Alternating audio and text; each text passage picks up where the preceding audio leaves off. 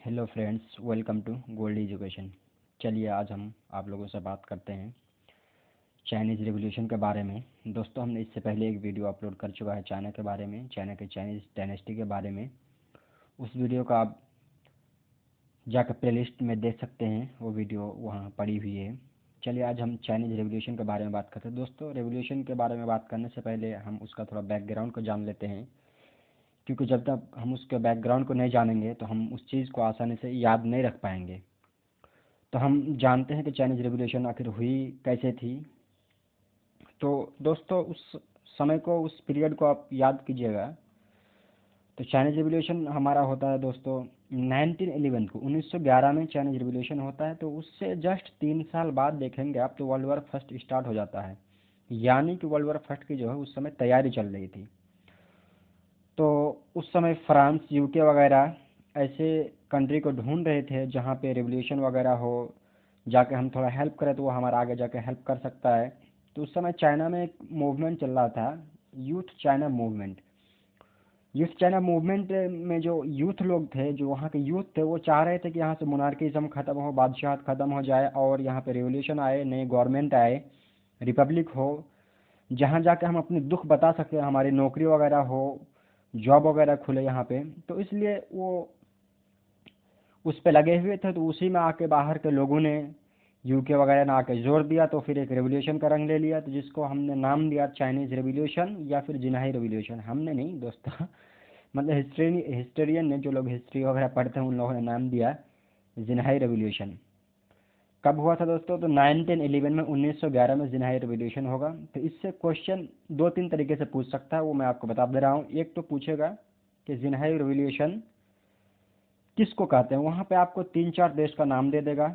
एक Chinese revolution दे देगा, एक जापानीज़ रेवोल्यूशन दे देगा, रशियन रेवोल्यूशन दे देगा, और ऊपर से आपको क्या कर रहे हैं कि फ्रेंच रेवोल्यूशन दे देगा।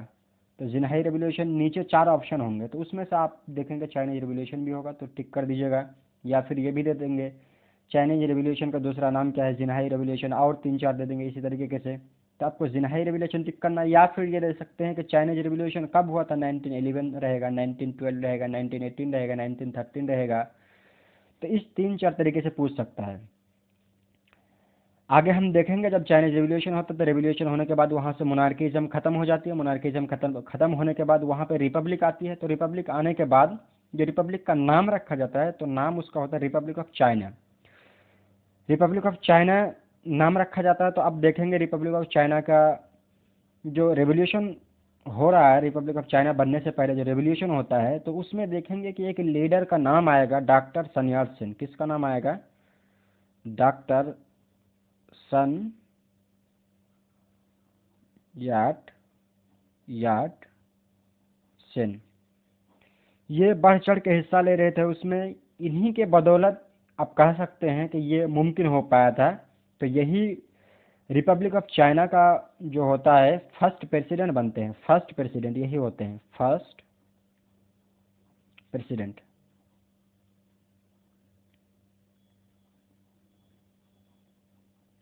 फर्स्ट प्रेसिडेंट कह सकते हैं कि यही बनते हैं डॉक्टर सन याट सेन। और यही डॉक्टर सन याट सेन के बारे में 3-4 तरीके के क्वेश्चन पूछ सकते हैं। एक तो पूछेंगे चाइनीज रेवोल्यूशन का लीडर कौन था, तो वहाँ पर डॉक्टर सन याट सेन दे देंगे, माओ शेडोंग दे देंगे, और दो तीन लोगों का नाम दे देंगे। तो डॉक्टर सन याट सेन ध्यान रखना चाइनीज रेवोल्यूशन का। दूसरी पूछ सकते हैं कि लीडर, एक तो पूछ देंगे फर्स्ट प्रेसिडेंट कौन थे, तो यही थे।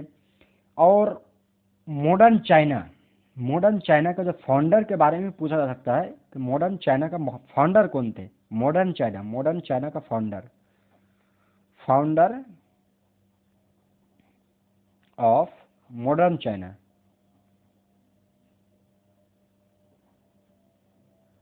मॉडर्न चाइना, ये भी पूछ सकते हैं। तो फाउंडर ऑफ मॉडर्न चाइना क्यों कहा गया? क्योंकि इससे पहले वहाँ पे मोनार्किज्म थी, भुखमरी थी, गरीबी थी। तो इनके आने के बाद इन्होंने क्या किया कि एक नया रास्ता खोला कि यहाँ पे अब डेमोक्रेसी होगी, यहाँ पे नौजवानों को रोजगार मिलेंगी। ऊपर से अच्छी अच्छी पॉलिसीज को इन्होंने क्या किया था, वहाँ पे स्टार्ट किया था। और देखेंगे तो उसी के जस्ट बाद क्या होता है, 1912 में तो रिपब्लिक होती है। उसके जस्ट 2 साल बाद ही वर्ल्ड वॉर 1 स्टार्ट हो जाता है, 14 में स्टार्ट होती है, जो 1918 तक चलता है। देखेंगे वर्ल्ड वॉर 1 में एक तरफ जर्मनी होती है, जर्मनी के साथ आपका इटली होता है, फिर टर्की जो ऑटोमन एम्पायर होता है वो चले जाते हैं जर्मनी के पास, जर्मनी के साथ। फिर बीच में जापान भी जाकर कूद पड़ते हैं, जर्मनी से मिल जाती है। जर्मनी को एक्सिस पावर के नाम से जाना जाता था। तो और दूसरी तरफ आप देखेंगे तो यूनाइटेड किंगडम होता है, रशिया होता है, आपका फ्रांस होता है, बाद में आकर अमेरिका भी उसमें पार्टिसिपेट करता है। पार्टिसिपेट करने के बाद तब फिर जर्मनी का हार होती है और उसके बाद वर्ल्ड वॉर 1 समाप्त हो जाता है। तो वर्ल्ड वॉर 1 जब समाप्त होती है तो उसी समय जस्ट अब देखेंगे कि लीग ऑफ नेशन एक जो संगठन है, league of nation, league of nation की क्या होती है, स्थापना होती है, इस्टेब्लिश होती है। कब होती है लीग ऑफ नेशन की स्थापना होती है? उसी समय पे 21 अक्टूबर 1919 को। अब पूछेंगे कि लीग ऑफ नेशन है क्या? तो लीग ऑफ नेशन एक क्या था, अंतर्राष्ट्रीय संगठन थी जिसका मकसद था कि एक बार वर्ल्ड वॉर चूंकि हो चुका था तो दोबारा ऐसी लड़ाई ना हो। दो देशों के बीच में अगर कोई लड़ाई हो जाती है, कोई बातचीत हो जाती है बॉर्डर को लेकर के या और किसी तरीके के लेकर कोई दिक्कत हो जाती है, तो लीग ऑफ नेशन में जाकर वो अपील कर सकते हैं। तो लीग ऑफ नेशन क्या करेगी कि उस लड़ाई को दूर करेगी, या फिर ये उसका मकसद था कि लीग ऑफ नेशन में जितने भी देश होंगी उस देश के साथ जो भी लड़ेगा तो लीग ऑफ नेशन के मेंबर का दुश्मन होगा। ऐसा एक लीग बनाया गया ताकि दोबारा इस तरह की लड़ाई ना हो। लेकिन लीग ऑफ नेशन बहुत दिन तक चल नहीं पाता है, क्योंकि आपको पता है कि फिर वर्ल्ड वॉर 2 हो जाता है 1939 को। वर्ल्ड वॉर 2 हो जाता है 1939 को, जो चलता है 1945 तक जो चलती है। तो लीग ऑफ नेशन एक तरह से फेलियर साबित होता है। फेलियर साबित होने का मतलब भी था, क्योंकि फेलियर होने का बहुत सारे कारण थे। एक कारण ये था तो इसका जो मेंबर था वो ये नहीं था कि अगर अमेरिका इसका मेंबर नहीं था, क्योंकि अमेरिका उस टाइम एक सुपर पावर के तौर पर था। दूसरी चीज़ थी कि जो लोग इसका फाउंडर मेंबर थे या जिनके पास पावर थी वही लोग आपस में लड़ रहे थे, झगड़ रहे थे एक तरीके से। तो इसलिए ये ज़्यादा दिन तक चल नहीं पाया। उसके बाद आप देखेंगे कि 1912 के थोड़ी पीरियड के बाद कम्युनिस्ट पार्टी ऑफ चाइना का गठन होता है 1921 में। 23 जुलाई 1921 में कम्युनिस्ट पार्टी ऑफ चाइना का गठन होता है। उस टाइम इसका गठन होने का असल कारण क्या थी कि डॉक्टर sun yat-sen जब वहाँ के प्रेसिडेंट बने थे, डॉक्टर sun yat-sen जब प्रेसिडेंट बने चाइना में रिपब्लिक आने के बाद, तो बहुत दिन तक ये प्रेसिडेंट रहे नहीं। दबाव पड़ा मिलिट्री का दबाव होने की वजह से डॉक्टर sun yat-sen ने इस्तीफा दे दिया। देने के बाद मिलिट्री का वहाँ पर रूल हो गया। तो मिलिट्री का रूल खत्म करने के लिए क्या क्या कम्युनिस्ट पार्टी ऑफ चाइना आई। इसका मकसद ये था कि मिलिट्री का रूल वहाँ से खत्म हो जाए। दूसरी तरफ रिपब्लिक ऑफ चाइना जो चल रही थी, इसका एक पार्टी था यहाँ पे रिपब्लिक ऑफ चाइना को चलाने का, कॉमिंटेज पार्टी, कॉमिंटंग। इसकी अगुवाई कौन कर रहे थे? इस पार्टी का जो अगुवाई कर रहे थे चियांग काई शेक।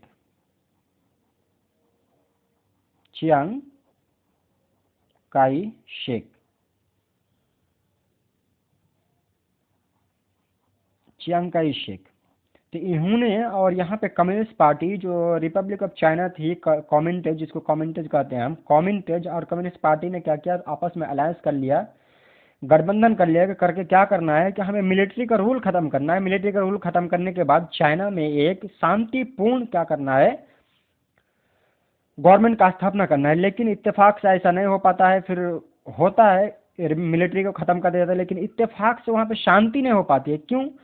कि जब मिलिट्री का रूल खत्म करने के लिए दोनों आपस में मिले हुए थे, तो ये कभी कॉमिंटेज और ये कम्युनिस्ट पार्टी ऑफ चाइना, ये दोनों चाह रहे थे कि हम इसको कब्जा कर लें, ये चाह रहे थे कि हम इस पे कब्जा कर लें। तो इस तरह से फिर एक सिविल वॉर स्टार्ट हो जाता है। सिविल वॉर ये फिर चलता है, बहुत देर तक चलता है। 1925 में सिविल वॉर स्टार्ट हो जाता है। 1925 में सिविल वॉर स्टार्ट हो जाता है। और ये कब तक चलता है? ये आखिर तक, कब तक? 1949 तक सिविल वॉर चलता ही रहता है। किसके बीच? कम्युनिस्ट पार्टी ऑफ चाइना और कॉमिंटेज पार्टी के बीच। फिर ये दोनों में क्या होता है, सुलह हो जाता है बीच में एक बार। कब सुलह होता है? तो 1937 में एक बार सुलह हो जाता है। क्यों? क्योंकि इस टाइम जो है जापान ने क्या किया था, जापान ने चाइना पे हमला कर दिया था। तो फिर क्या क्या अरे भाई छोड़ो, हम तो आपसे आपस में ही हैं, चलो पहले बाहर ही से निपटाते हैं। बाहरी को जो बाहर से हम पे हमला करे उसको पहले निपट लेते हैं, फिर बाद में सोचेंगे। तो फिर शुरू हो जाती है, लेकिन इत्तेफाक से इन लोगों की भलाई हो, इत्तेफाक से उसी टाइम वर्ल्ड वार 2 फिर स्टार्ट हो जाता है। क्या स्टार्ट हो जाता है? World war 2। World war 2 start हो जाता है। कब? 1939 में वर्ल्ड वार 2 स्टार्ट हो जाता है, जिसमें क्या होता है कि फिर से वही हाल होता है। होने के बाद वर्ल्ड वार 2 हो जाता है। वर्ल्ड वार 2 में जापान की क्या हो जाती है? जापान बुरी तरह से हार जाता है वर्ल्ड वार 2 में। जर्मनी हारता है, जर्मनी के साथ तो जापान हार जाता है। जापान के हारने की वजह से क्या होता है कि जापान की तो चाइना के साथ वार चल रही थी, तो ऑटोमेटिकली क्या होता है, चाइना उस वार से नजात पा लेता है। तो सिविल वार के बारे में हम बात कर रहे थे, चलिए सिविल वार को देख लेते हैं। बीच में जापान का आ गया। सिविल वार चला था जनवरी में बिटवीन कॉमिंटेज और कम्युनिस्ट पार्टी ऑफ चाइना के बीच में चल रही थी, सिविल वार चल रही थी। तो इस सिविल वार में होता क्या, कॉमिंटेज जो चियांग शेख थे, ये क्या करते हैं, यहाँ से ये आखिर में हार जाते हैं और उसके बाद ये यहाँ से भाग भाग के कहाँ चले जाते हैं? ताइवान चले जाते हैं। ये यहाँ से ताइवान चला जाता है। इसका government Republic of China, ROC का, रिपब्लिक ऑफ चाइना का गवर्नमेंट कहाँ जाता है? ताइवान भाग के चला जाता है। ताइवान जाने के बाद वहाँ पे फिर अपना गवर्नमेंट का इस्टेब्लिश करता है। और यहाँ पे ये लोग क्या करते हैं, कम्युनिस्ट पार्टी ऑफ चाइना जब यहाँ से चले जाते हैं, तो पीपुल्स रिपब्लिक ऑफ चाइना एक नई पार्टी, एक नई सरकार के लिए गठन करता है। नई सरकार पीपुल्स रिपब्लिक ऑफ चाइना का 1 अक्टूबर 1949 में, 1 अक्टूबर 1949 में किसकी अगुवाई में होता है? तो फाउंडर माओ शेडोंग। माओ शेडोंग चाइनीज सिविल वार में पूरी तरीके से इन्वॉल्व था। इनका कहना था कि इस तरीके के रूल खत्म होनी चाहिए। फिर यहाँ पे कम्युनिस्ट पार्टी का सरकार बनता है और माओ शेडोंग कम्युनिस्ट पार्टी का ही मेंबर था, उसके लीडर थे। तो इनकी फिर यहाँ पे सरकार बनती है। इनकी सरकार बनने के बाद फिर तब देखते हैं आगे क्या होता है। तो इनकी सरकार के टाइम कैपिटल कहाँ थी? अब देखेंगे कैपिटल। तो फिर ये कैपिटल अपना बनाता है, बीजिंग कैपिटल बनाता है। वहीं पे देखेंगे तो रिपब्लिक ऑफ चाइना जो थी, ROC, रिपब्लिक ऑफ चाइना की कैपिटल ननजियांग थी। ननजियांग थी, इसकी कैपिटल ननजियांग थी। तो वहीं पे people's Republic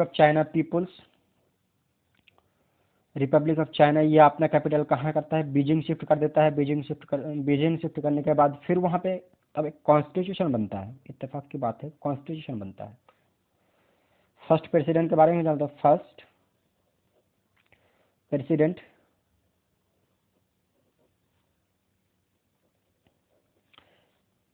PRC, People's Republic of China का फर्स्ट प्रेसिडेंट माओ शेडोंग ही बनते हैं। माओ जेडोंग या शेडोंग, स्पेलिंग में गलती हो सकती है भाई, क्योंकि चाइना के भाई जानते हैं नाम इतना ही लोग उलट पलट नाम रहते हैं, नाम भी नहीं लिया जाता है। एक तो है ही अबर खबर, खाते क्या है नहीं खाते हैं यार, सांप बिच्छू तक खा जाते हैं। पता हो कैसे आदमी है यार, इन लोगों का नाम कैसे याद रखोगे, सांप बिच्छू खाने वाले का।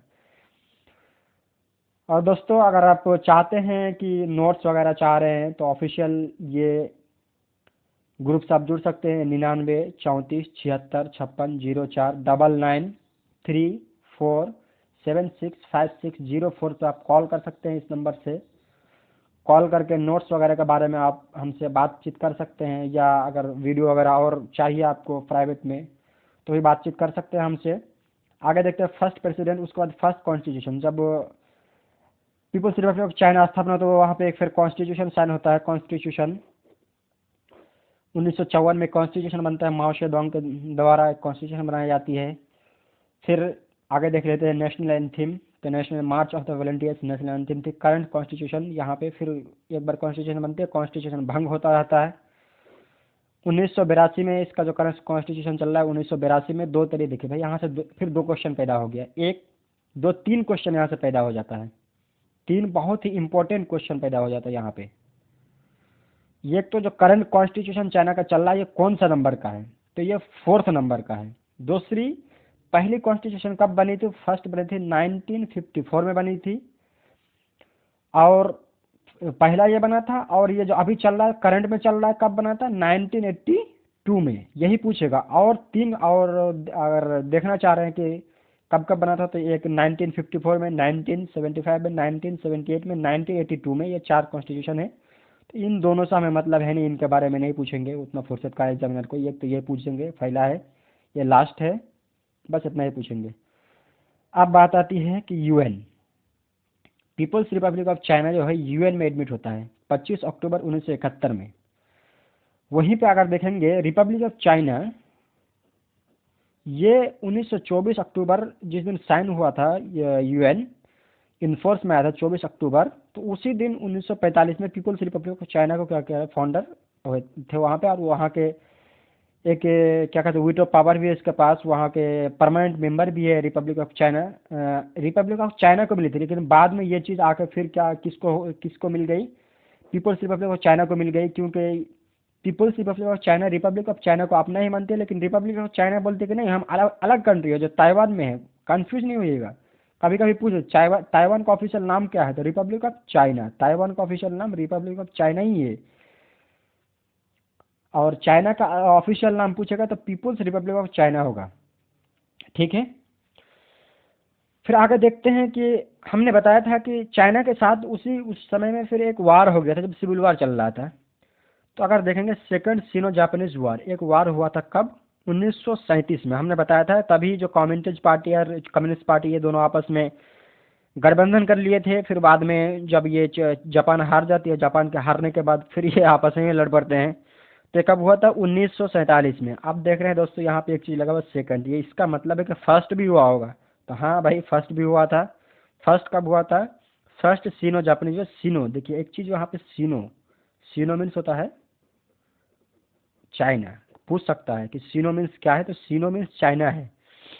तो फर्स्ट जो हुआ था 1894 से 1895, 1894 से 1894, ये किसके किसके बीच में हुई थी, तो चाइना में उस टाइम जो रूल कर रही थी क्विंग डायनेस्टी। क्विंग डायनेस्टी और जापान के बीच हुई थी। जापान के बीच में क्विंग डायनेस्टी हार जाती है, उसके बाद जापान का जो कुछ एरिया है, मंचूरिया, उसके बाद ताइवान वगैरह को कब्जा कर लेता है। ताइवान का एक नाम पता है दोस्तों और क्या है, ताइवान का एक नाम फार्मोसा भी है, फार्मोसा है।